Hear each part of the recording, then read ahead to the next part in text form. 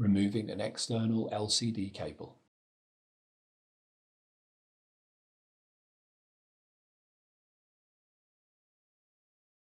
Remove the top cover.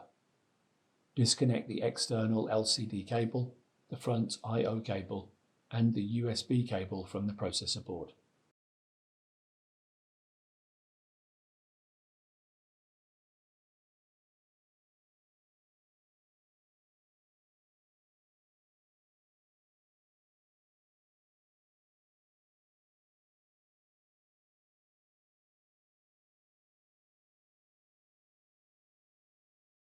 To get a better view of the cable connector latch inside the chassis, remove the front I/O module first.